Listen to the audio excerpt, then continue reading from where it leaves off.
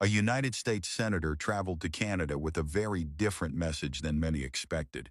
Instead of escalating tensions or pressuring Ottawa over trade disputes, the focus was on preserving the long-term relationship between the two countries. And that alone shows how much strain recent tariff battles have placed on both sides of the border. During the interview, Elissa Slotkin acknowledged that relations between Canada and the United States have become increasingly tense. She noted that industries in states like Michigan are feeling real economic pressure from the ongoing tariffs, and warned that prolonged trade conflicts can create long-term damage for businesses and workers in both countries. Perhaps the most striking moment came when she suggested that the political climate in Washington will eventually change, and that the broader Canada-US partnership should survive beyond current political disputes. That comment revealed growing concern among some American lawmakers about the economic and diplomatic consequences of continued trade tensions. For months, many officials in Washington argued that tariffs would give the United States significant leverage. But critics now argue that the economic impact is affecting American industries more than expected, especially in regions closely tied to Canadian trade. Tonight, we're breaking down what this interview may reveal about the wider economic and political pressures building inside the United States, and why the future of the Canada-US relationship has suddenly become such a major issue in North American politics. If you enjoy detailed analysis on trade, economics, and global politics, subscribe to Economy Insights for more coverage. I know you spent a lot of time with Canadian politicians over the past couple of days, and you did meet with Prime Minister Carney. So I'm going to start sort of there and the way he is viewing the world right now to see if it lines up with you. He said last month that many of our former strengths based on our close ties to America have become our weaknesses that we must correct. Do you see the Canada-U.S. relationship in a similar lens as the Canadian Prime Minister? Well, look, I mean, it's painful for me to hear that as someone who is a senator from Michigan, grew up coming to Canada every summer. I mean, you guys are our cousins. And part of the reason that I came and I wanted to have those meetings was to provide a bit of counter-programming that there's still plenty of American senior politicians who care deeply about the U.S.-Canada relationship. And certainly Michigan, we're feeling the strain between the two countries more than I would imagine almost any state in the U.S. Yeah. And you know, we talked about it, and I understand how difficult this relationship has become. I think my point to him, to the Prime Minister, and to other ministers is like this is a tough moment in time, but it's not the last moment in time. And we have long-standing strategic interests that align, and let's not on either side of the border, let the current conflict kind of predict and determine what's going to happen for the next 30 years. There is a future after this president, and we have a lot in common that still matters to both. One of the most striking parts of this interview was not only what Senator Elissa Slotkin said, but the tone she used throughout the conversation. Instead of the confident and aggressive messaging that has often surrounded recent trade disputes, the interview carried a far more cautious and concerned tone. At one point, Slotkin described Canadians as close partners and explained that part of her visit was meant to offer a different message from the harsher political rhetoric coming out of Washington.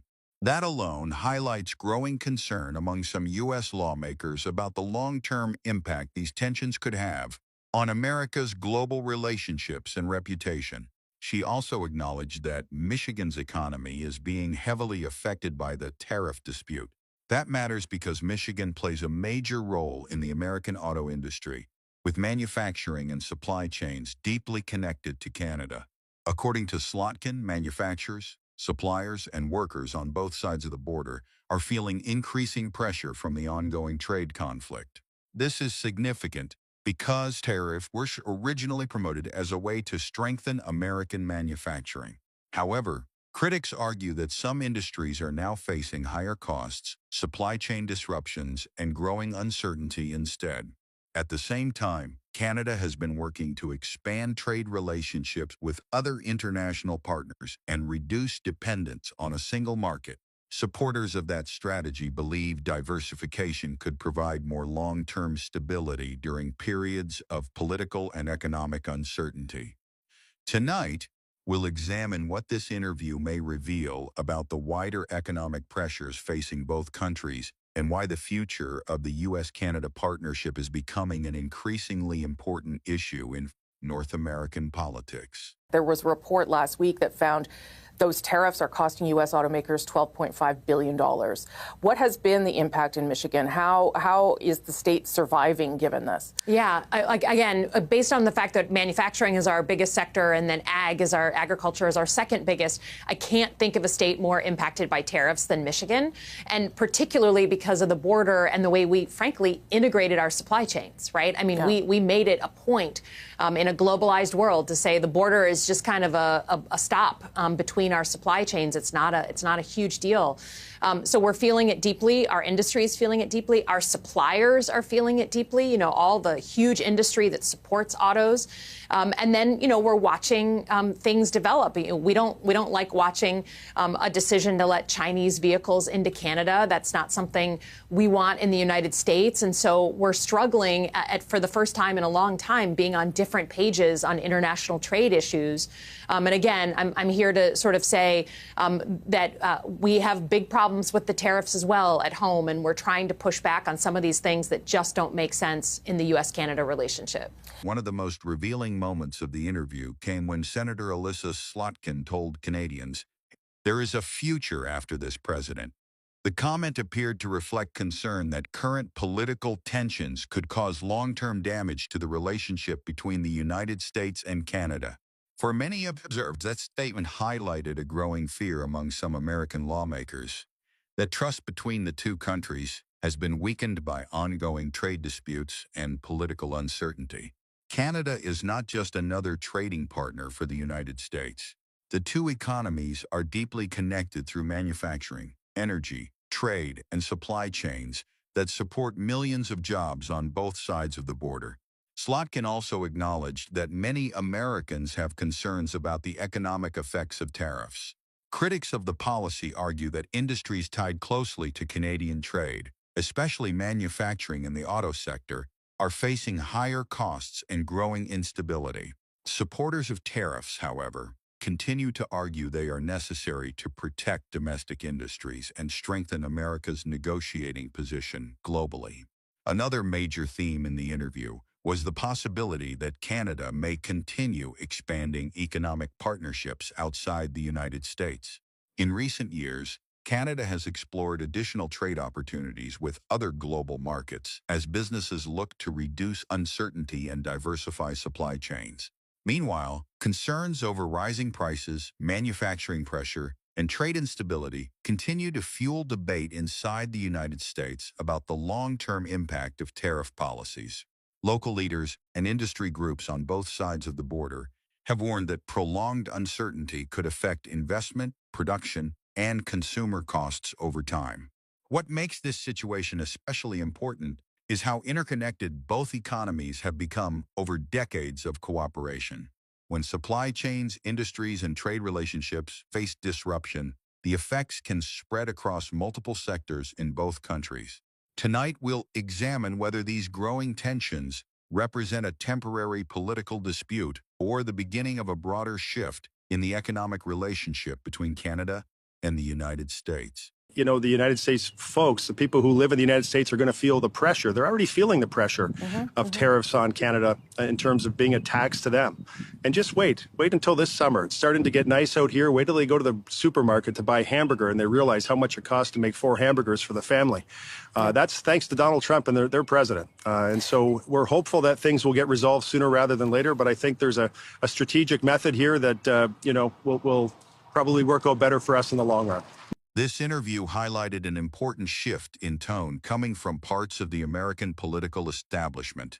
Earlier messaging around the trade dispute often sounded forceful and highly confrontational. In contrast, this conversation focused far more on reassurance, cooperation, and preserving the long-term relationship between the United States and Canada. Comments such as "we still need each other" and "there is a future after this president" reflected concern that current tensions could create lasting damage between two countries that have been deeply connected economically and politically for decades.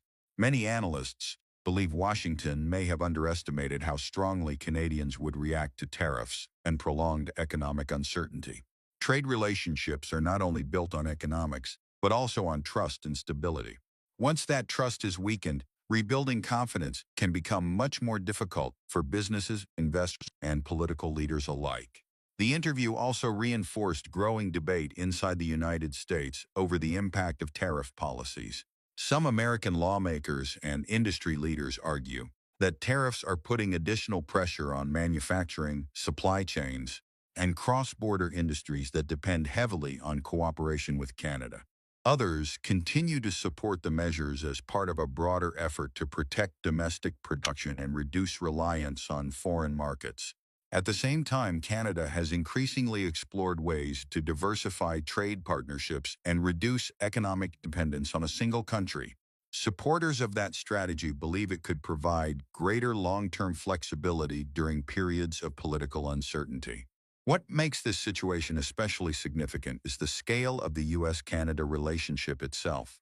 The two countries share one of the largest trading partnerships in the world, with industries, workers, and supply chains deeply interconnected.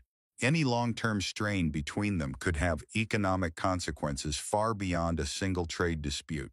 If you enjoyed this breakdown, subscribe to Economy Insights for more analysis on the political and economic developments shaping Canada, the United States, and the future of North American trade.